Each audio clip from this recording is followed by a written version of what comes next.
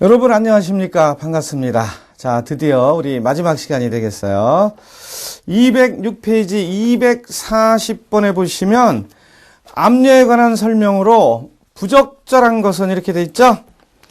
1번 압류의 효력은 원칙적으로 제3자에게 압류 명령이 송달된 때 발생한다. 맞죠? 2번 가압류란 금전 채권 등의 채권의 장래 실시할 집행을 보존하기 위하여 미리 채무자의 재산을 압류하는 것을 말한다. 맞죠? 3번 예금에 압류 명령이 송달되면 우선 그 압류가 유효한지 확인하는 것은 선결 문제이다. 맞죠? 4번 압류 예금에 대하여 예금주에게 지급되지 않도록 주의한다. 틀렸죠? 실무상 압류가 있으면 예금주에게 통지하도록 하는 것이 맞아요. 틀렸습니다. 5번 실무상 압류가 있으면 예금주에게 통지할 필요가 없다. 맞습니까? 틀립니까? 틀렸죠. 실무상 압류가 있으면 예금주에게 통지를 해주는 겁니다. 예금주에게 통지를 해주는 거예요. 따라서 통지할 필요가 없다. 5번이 틀렸어요. 그럼 4번은요. 압류예금에 대해서 예금주에게 지급되지 않도록 주의한다. 이건 맞죠. 따라서 결국 5번이 틀렸어요. 5번이 정답이었습니다. 자, 맨 끝에 240번에 정답이 4번으로 돼 있죠? 그거 5번으로 바꿔주시고요. 정답 5번이었습니다. 이어서 207쪽에 241번 넘어갑니다. 부동산 펀드의 특징에 대한 내용 중 거리가 먼 것은 1번 중도 환매 가능한 개방형. 부동산 펀드는 중도 환매가 안 돼요. 폐쇄형이에요. 그래서 1번이 정답입니다. 2번 프로젝트 파이낸싱 방식의 자금 대출. 부동산 펀드의 특징이죠. 3번 부동산 실물의 직접 투자. 부동산 펀드의 특징이죠. 4번 투자기간은 3년이나 펀드를 중도 상환하는 경우 3년 미만도 가능하다. 부동산 펀드의 특징이에요. 자, 부동산 펀드 중요하죠? 5번 투자 대상 부동산이 지닌 상대적인 안정성이 있다. 이건 부동산 펀드의 특징이죠. 1번 중도 환매 가능하다. 개방형이다. 틀렸죠? 중도 환매 불가능한 개방형이 아니라 폐쇄형이에요. 그래서 거리가 먼 것은 1번입니다. 1번이 정답이었습니다. 자, 이어서 208쪽에 242번입니다. 국세에 대한 과세 관청의 최초 위법 처분에 대해 즉시 제기할 수 있는 국세 불법 경로가 아닌 거 이렇게 돼 있죠? 그거는 1번 행정소송이죠? 왜 그렇죠? 지방세의 경우에는 행정심판과 행정법원의 행정소송을 선택적으로 할 수 있죠. 그러나 국세의 경우에는 행정소송의 문제로 먼저 행정심판을 거쳐야 돼. 그걸 우리 법률용어로 뭐라 그래요? 행정심판 전치주의. 그렇죠? 국세의 경우에는 행정심판을 거쳐서 행정소송을 해야 돼. 행정심판을 거쳐서 행정소송을 해야 돼. 지방세는요, 행정심판이냐, 아니면 행정소송이냐, 이거를 갖다가 선택해도 되는 거죠? 선택할 수 있어요. 그래서 이것을 갖다가 우리는 뭐라 그래요? 행정심판 전치주의다 하시는 거죠? 그 해설 보시기 바랍니다. 나와 있네. 1번 행정심판 전치주의. 지방세의 경우에는 세법의 적용 내용이 비교적 간단하므로 과세관청에 위법 처분이 있을 경우에 과세관청의 행정심판과 행정법원의 행정소송을 선택할 수 있다. 나오죠? 그러나 국세의 경우에는 세법의 적용이 상당히 복잡하므로 전문성 및 과다한 행정소송의 문제로 먼저 행정심판을 거친 후 소송을 하도록 하고 있다. 나옵니다. 따라서 정답 1번이었어요. 자, 209페이지 243번입니다, 여러분. 홍길동 씨는 사무실이 4개가 있는 건물을 소유하고 각 사무실의 연간 예상 임대료는 2억이다. 이때 시장의 평균적인 공실률은 5%이고 영업경비는 가능조 득의 50%라면 이 사무실의 순영업소득 NOI는 얼마냐 그런 얘기죠. 순영업소득 NOI는 가능조 소득이 단위당 임대료 곱하기 임대 단위수 해야 되죠. 그러면 2억 곱하기 4 그럼 8억이 되잖아요. 그 해설에 자세히 나와 있네. 계산 문제는 여러분들이 직접 하셔야 돼. 그 다음에 마이너스 공실 그리고 불량부채 마이너스 0.4억 8억 곱하기 5% 했잖아요. 그럼 유효조 소득 7.65에다가 마이너스 영업경비 보유세 관리비 유지시설비 마이너스 하니까 4억 8억 곱하기 50% 하니까 3.6억 순 영업소득은 3.6억 나와 있어요. 따라서 3억 6천만 원이 되겠어요. 정답 4번입니다. 자, 이어서 244번 넘어가십니다. 다음은 전세권에 대한 설명이다. 틀린 것은 1번 전세권은 전세금을 지급하고 타인의 부동산을 그의 용도에 따라 사용 수익하는 권리다. 그의 용도가 아니죠. 부동산 용도에 따라야 돼. 용법에 정해진 바여야 돼. 사무실용으로 전세권 설정계약과 전세권 설정 등기하면 사무실용으로 해야 되고 주거용으로 전세권 설정계약과 설정 등기하면 주거용으로 하셔야 되고 상가용으로 전세권 설정계약과 전세권 설정 등기하면 상가용으로 하셔야 돼. 부동산의 용도, 용법에 따라 하시는 겁니다. 그래서 1번 틀렸어요. 2번 전세권은 등기를 하지 않은 채권적 전세와 구별된다. 맞죠? 전세권, 물권인 전세권은 전세권 설정 계약과 전세권 설정 등기 하셔야 돼. 전세권 설정 등기 안 하면 채권적 전세 소속이 채권이 돼버려. 그리고 임대차 계약과 똑같이 지급해버려. 임차권. 그래서 2번 맞아요. 3번 전세권은 용익 물권으로 성격만을 지닐 뿐이며 담보 물권으로 성격은 갖지 않는다. 이거 엄격히 얘기하면 틀린 거죠. 왜 틀려요? 담보 물권의 성격도 일부 갖고 있다. 이렇게 해야죠. 그러나 소속을 물었을 때는 맞는 거죠. 소속을 물었을 때는. 그래서 이 신청은 가능합니다.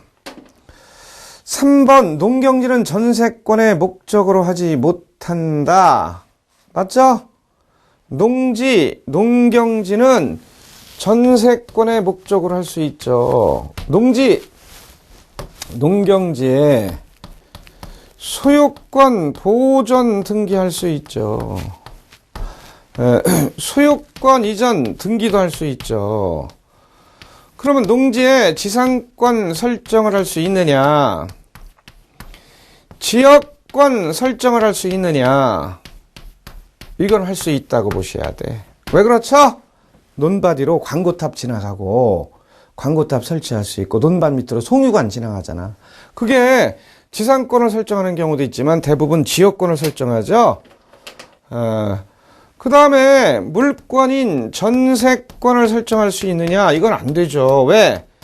농지법 22조에서 원칙적으로 농지의 임대차를 금지하고 있어요. 그래서 전세권을 인정하면 임대차를 원칙적으로 금지하고 있기 때문에 이것과 배치가 된다는 거예요.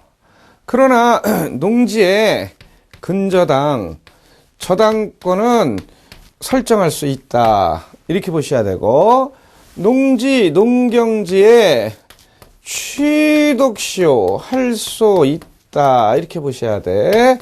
언제? 간접점이라도.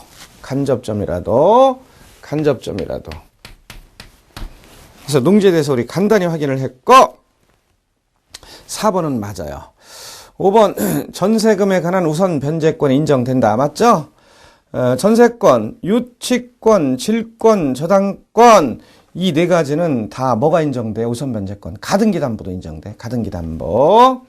가등기담보도 인정돼. 가등기담보도. 자, 전세권. 그 다음 뭐가 있어요? 유치권, 질권, 저당권, 가등기담보는 경매권 인정됩니다. 경매는 다 신청할 수 있어요. 이런 것을 갖다가 우리는 담보권 실행을 위한 임의경매다. 그러는 거죠. 담보권 실행을 위한 임의경매다. 그러는 거죠. 그러면 우선 변제권은요. 요거만 안 되지. 유치권만. 나머지는 되지. 자, 가등기담보권도 가등기담보법에서 경매권, 우선 변제권 인정되는 거예요, 여러분.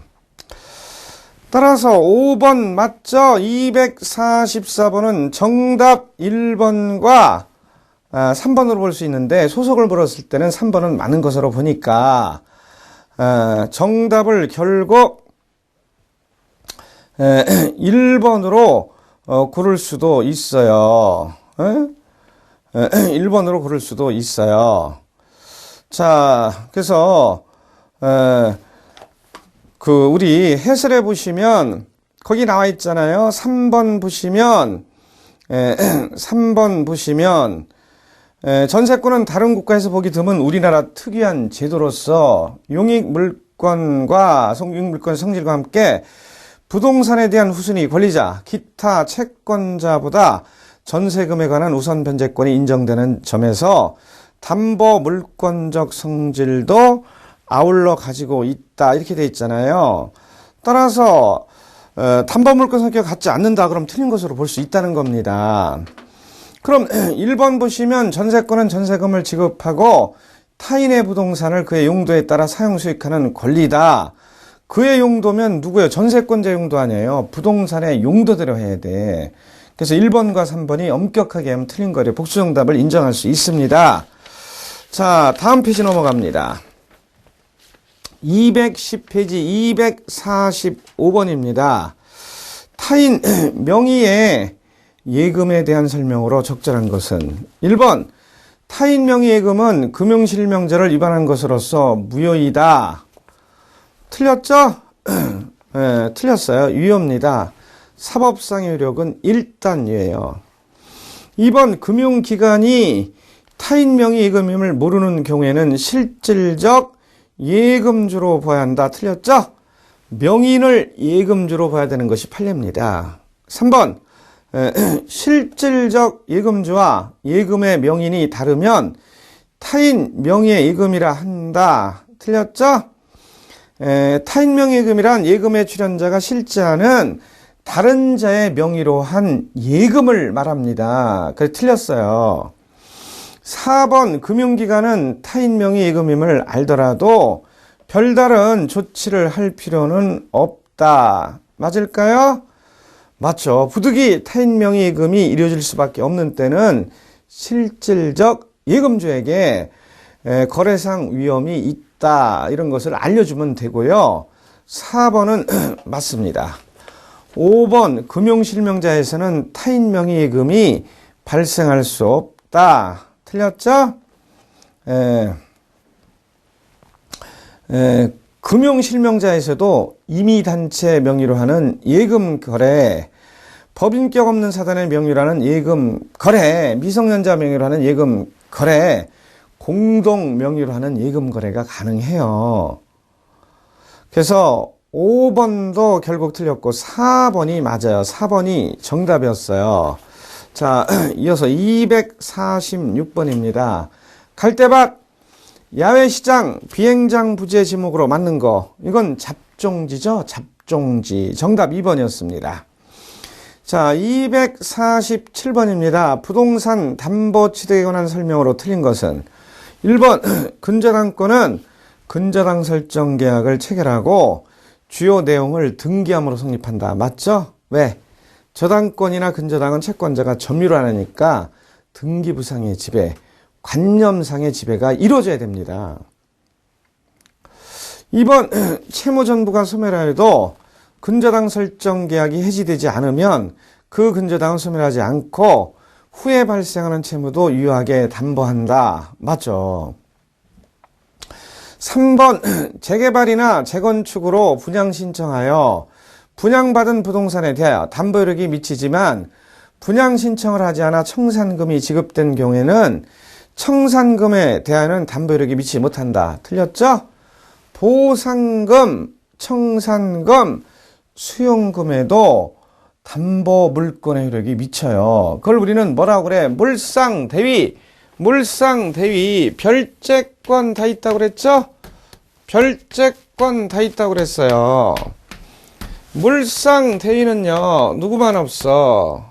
유치권이 우선 변제권이 없으니까 유치권만 없고 나머지 권리는 다 있다. 이거죠?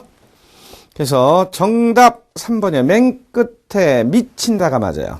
4번, 저당권 설정자인 소유자가 중축한 때는 원칙적으로 중축 부분에도 중축적 건물에 대한 저당권효력이 미친다. 부합물, 종물에 대해서는 저당권효력이 미치는 것이 기본적인 원칙이에요.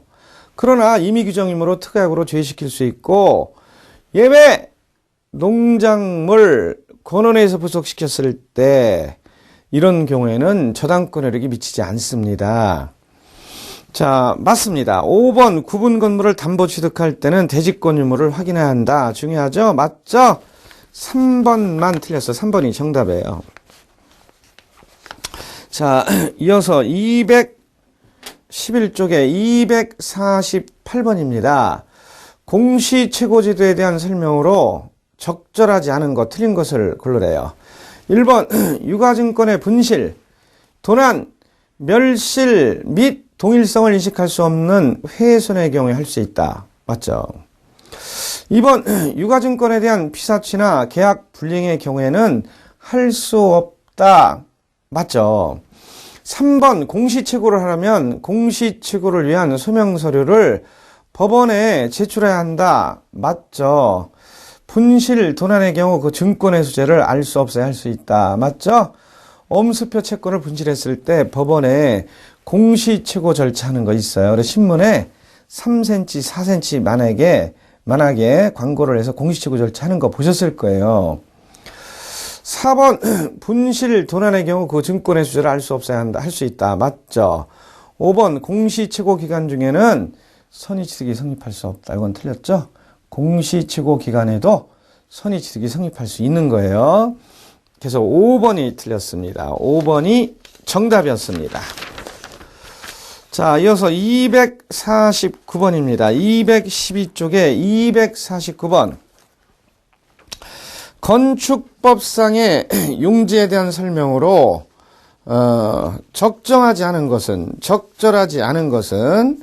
1번 건폐율은 대지 면적에 대한 건축 면적의 비율이다. 맞죠?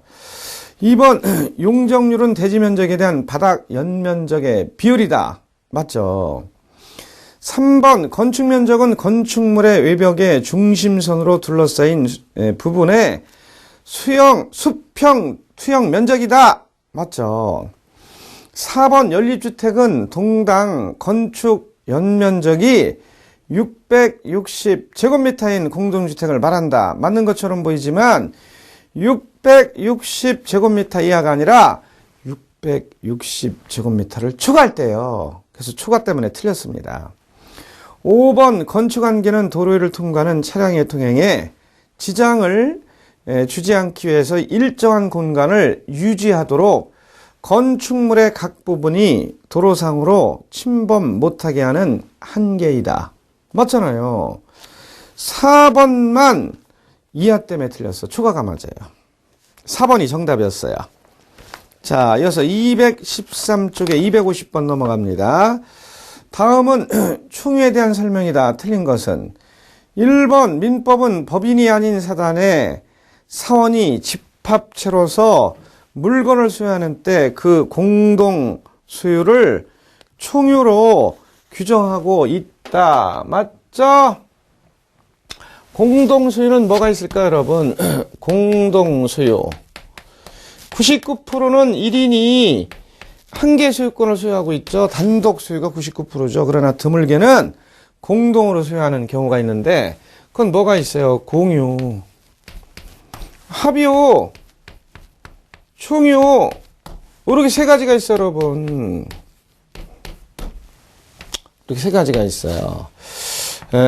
지분에 대해서는 인정되죠. 원칙적으로 인정되지 않죠. 절대 불인정이죠.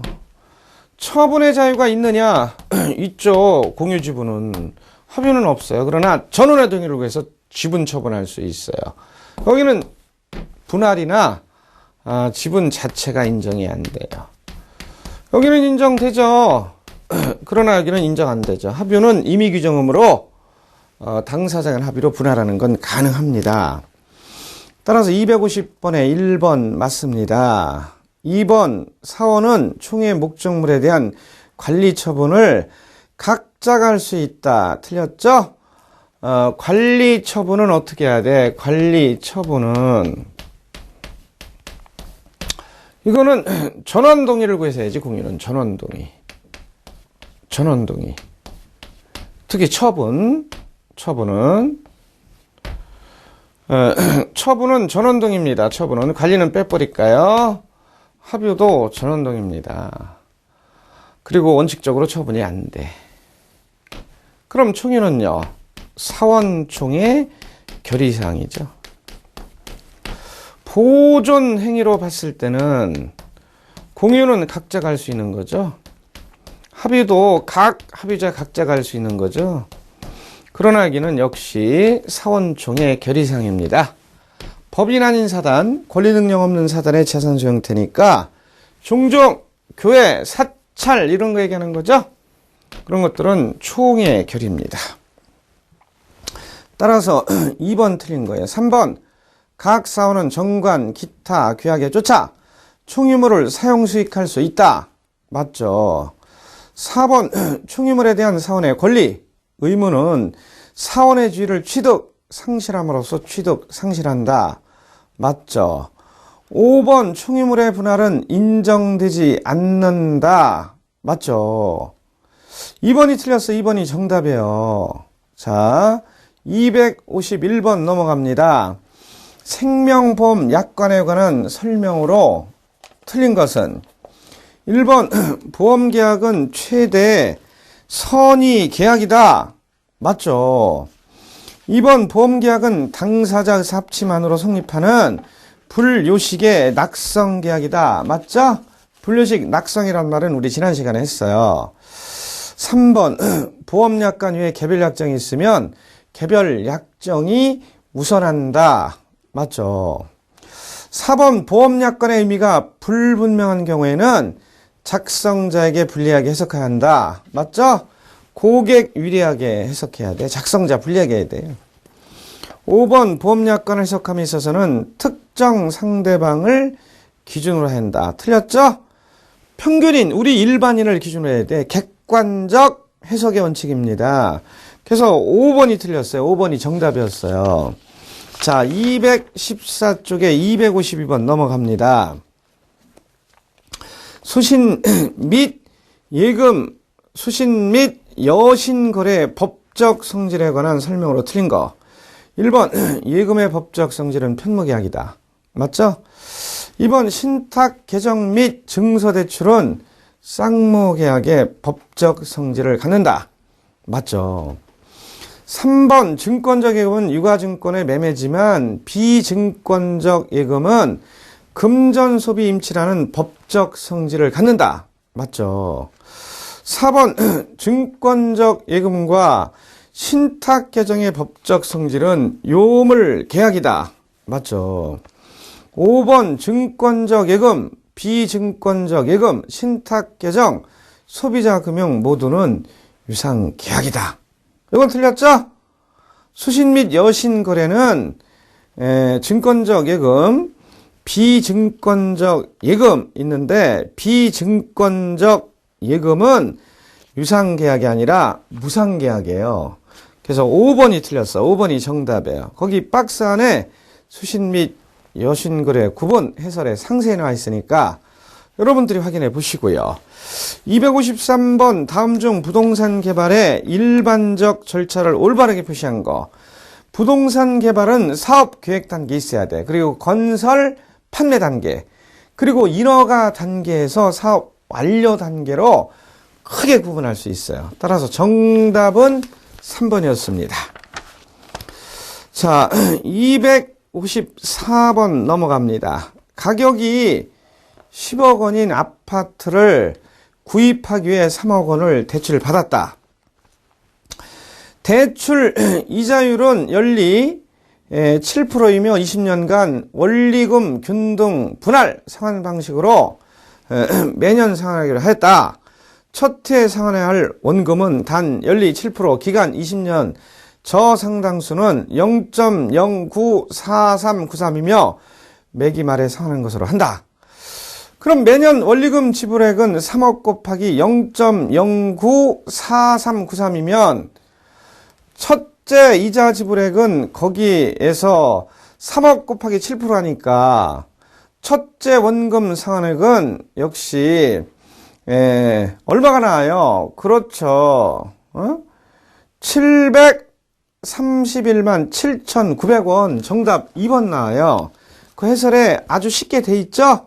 이거 여러분들이 직접 풀어보셔야 돼. 정답 2번이었습니다. 자, 255번 넘어갑니다. 다음 중 틀린 것은 어느 것인가? 1번 물건과 물건 상환에 충돌하는 경우에 있어서는 시간적으로 우선 성립한 물건이 우선이다. 맞죠? 2번 동일 채무자에 대한 수개 채권은 그 발생 원인, 발생 시기, 채권액을 불문하고 평등하게 다뤄진다. 맞죠? 3번 물건은 물건에 대한 집적의 지배권을 지니는 반면 채권은 채무자 행위를 통해서 간접적으로 지배를 미치는 성격을 지닌다. 맞죠? 물건이라는 건 특정되고 독립한 물건을 직접 지배해서 이끌어는 배타적인 권리를 얘기하기 때문에 배타성이 있는 거예요. 그러나 채권이라는 것은 특정인 권리자가 다른 특정인 의무자에게 일정한 행위, 급부를 청구하는 권리이므로 배타성이 없는 거예요, 여러분. 그래서 맞아요. 3번 물건은 물건에 대한 집적의 지배권의 성격을 지니는 반면 채권은 채무자 행위를 통해서 간접적으로 지배를 미치는 성격을 지닌다. 맞죠?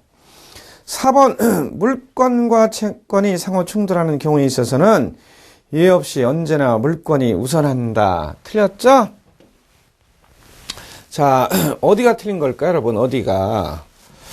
자, 물건과 채권이 함께 성립했어요. 그걸 물건과 채권의 충돌이다 이렇게 얘기하는데 이때는 원칙, 물건은 배타성이 있으므로 물건이 우선하는 것이 기본적인 원칙이에요.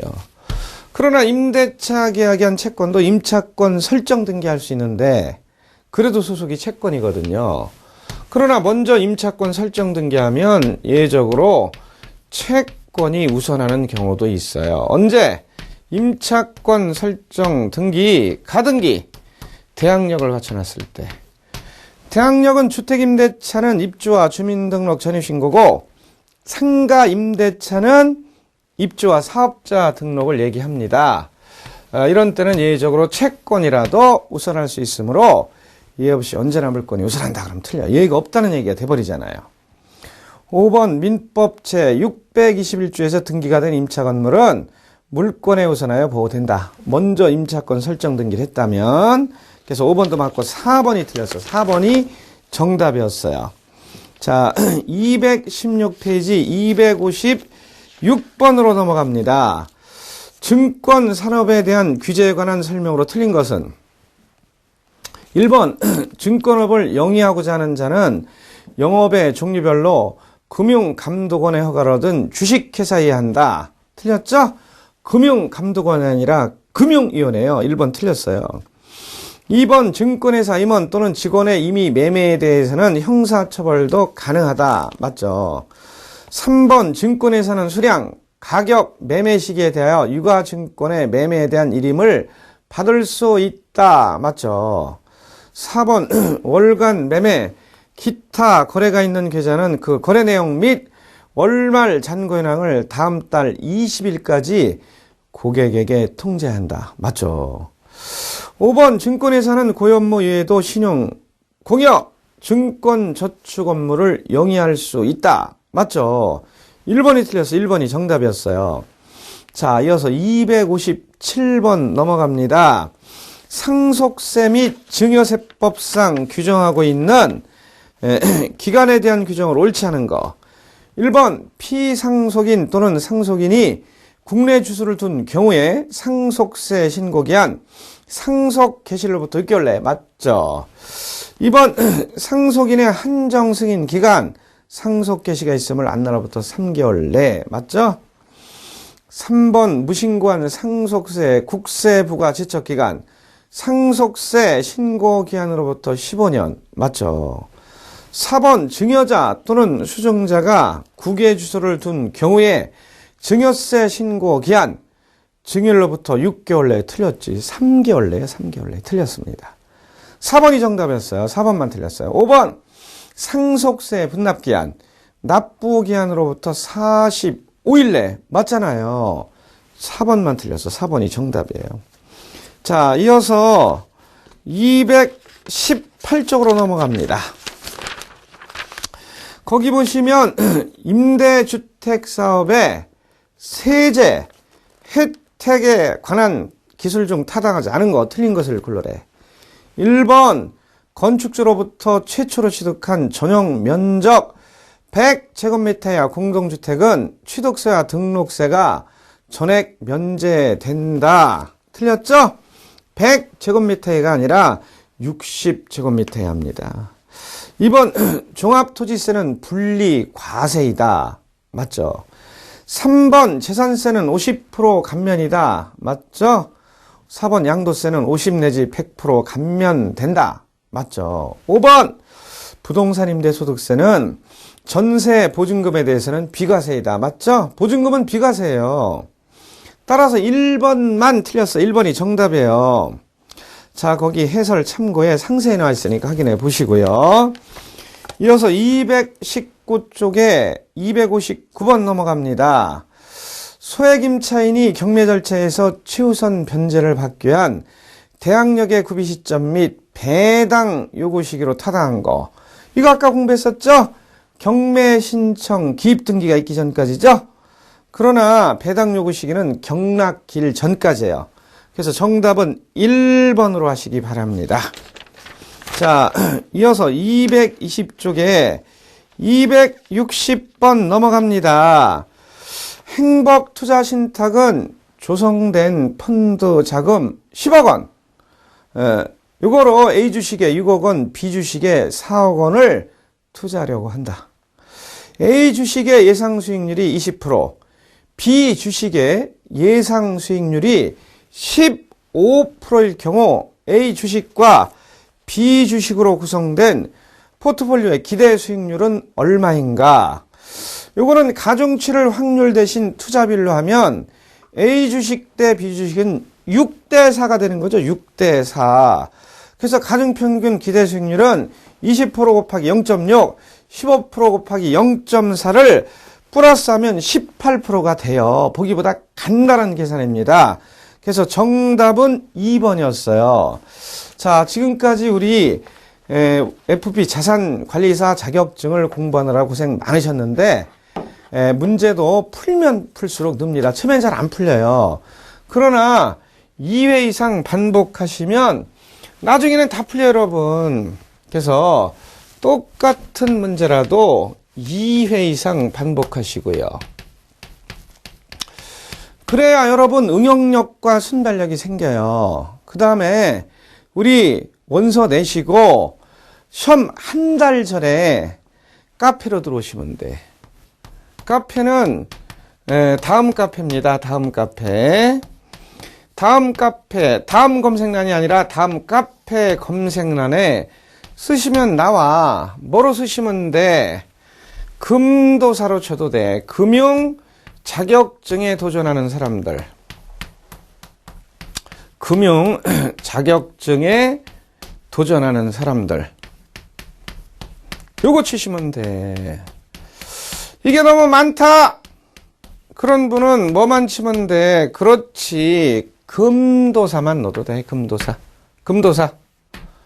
여기 금도사만 넣어도 카페가 나와요. 거기 한 달 전에 핵심 요약 여러분들이 꼭 필요한 거 기본서 정리가 안 됐을 때, 그 다음 문제집 정리가 안 되신 분은 또다시 여기에서 유사문제, 쪽집게 문제 뽑아서 쪽집게 50제 이런 것을, 아니면 쪽집게 100제 이런 것을 최신 경향에 맞춰서 올려놓고 기타 수업과 관계된 자료를 올려놓을 테니까 참고로 하시기 바랍니다.